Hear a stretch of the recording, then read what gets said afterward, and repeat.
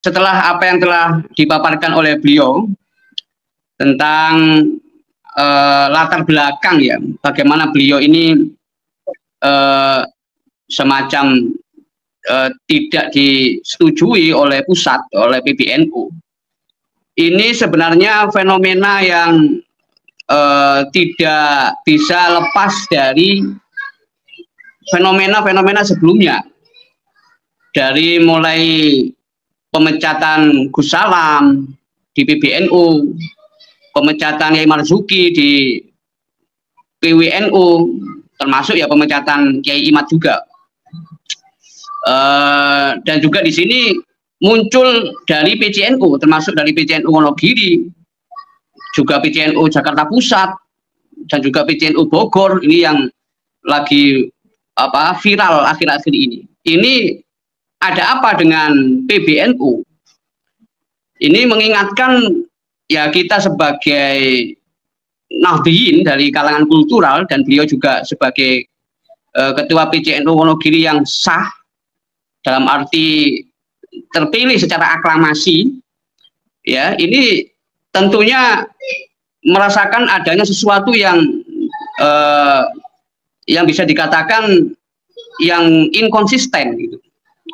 Apalagi tadi disebutkan adanya tim formatur yang mana di situ ada permintaan khusus dari orang PBNU ya, menambahkan 1 orang dari PBNU untuk masuk tim formatur. Yang ini tidak lazim dalam aturan main. Kenapa harus ada seperti itu?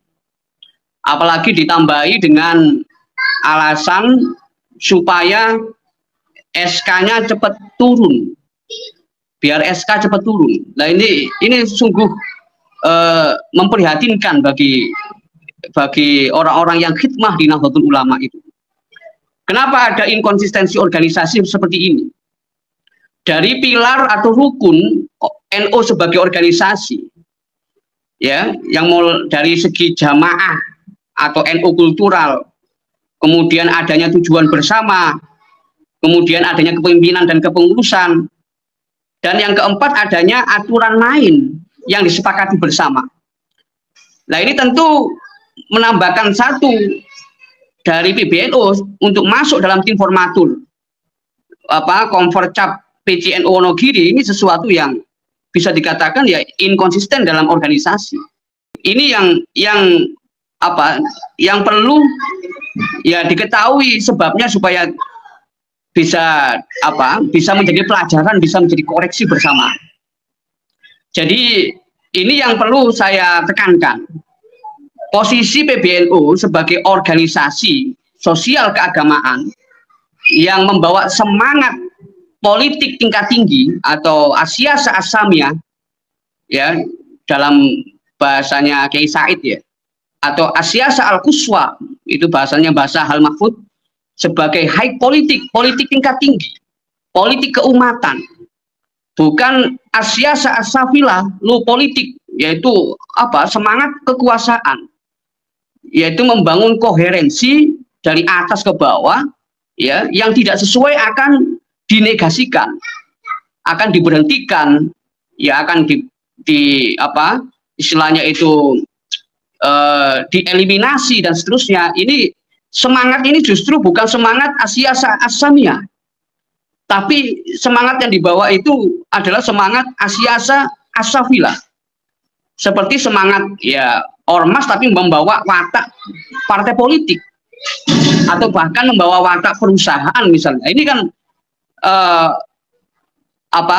ya cukup memprihatinkan. Nah itu yang pertama. Jadi posisi di mana PBNU saat ini antara high politik atau low politik dalam masalah perjuangan itu.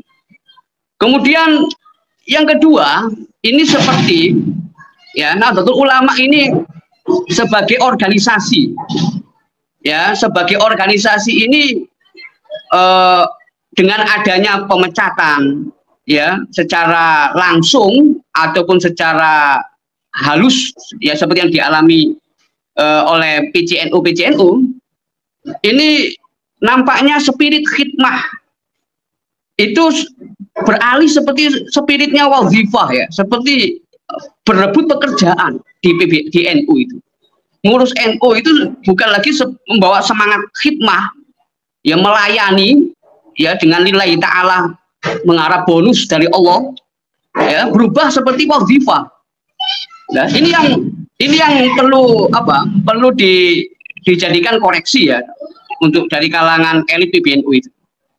Apalagi kalau dilihat dari segi asal dan faradnya, ya Nahdlatul Ulama dari sudut pandang asal wal farad, dari antara asal dengan cabangnya, antara dasar dengan penguatnya, tentu yang dasar itu adalah warga NU. Yang akar itu adalah kultural, bukan struktural. Kalau minjam pandangannya Kiai Haji Mas Darvalid Masudi, ya beliau waktu masih tajam-tajamnya dulu ya. Ya NU yang didirikan oleh Hadratus Syekh Kiai Haji Hasyim Asy'ari ini kan dalam rangka apa? Ya dalam rangka mewadahi Nahdlatul Ulama sebagai kultural yang sudah ada ratusan tahun sebelumnya, yang sudah ada berabad-abad sebelumnya. Nah ini akarnya di situ akarnya. Ya, jadi NU itu Nahdlatul Ulama itu sudah berjalan dan akan tetap berjalan. Ya, sebelum adanya NU sebagai organisasi, NU kultural itu sudah ada terlebih dahulu. Ya, apalagi orang yang sudah terpilih sebagai ketua PCNU, apalagi melalui proses yang sah, bahkan dipilih secara aklamasi, nah tentunya punya basis kultural. Ya, likulli syai'in syaikhun. Setiap umat, setiap komunitas itu ada tokohnya, ada syekhnya. Nah beliau mendapat mandat untuk memimpin Nahdlatul Ulama di tingkat cabang. Nah itu tentunya perlu dihargai kepercayaan umat kepada PCNU terpilih tanpa ada intervensi dari atas, dari PBNU. Nah ini ada kecenderungan ya semangat NU ya top down dari atas ke bawah, bukan aspirasi dari warga Nahdlatul Ulama yang mana mereka itu sesungguhnya adalah dasar dari NU itu sendiri. Ibarat pohon, akarnya itu adalah kultural. Nah ini mestinya yang perlu di garis bawahi. Nah misalnya beliau jadi ketua PCNU itu kan sebenarnya ya minallah, ya bonus dari Allah, itu bonusnya saja sebenarnya. Dan ya karena kita yakin beliau jadi ketua atau tidak tetap khidmah untuk NU. Ya, tetap khidmah untuk NU. Itu karena ya memang itu karena Allah memilih beliau untuk khidmah kepada Nahdlatul Ulama. Bukan untuk merebutkan ya jabatan-jabatan struktural di Nahdlatul Ulama. Apalagi beliau nggak mencalonkan diri, tadi menyampaikan begitu. Nah, ini ada semacam kesenjangan sebenarnya antara grassroots dengan menara gading, antara elit PBNU dengan akar rumput. Ada kesenjangan antara struktural dengan kultural. Ya sampai kapan ada kesenjangan ini?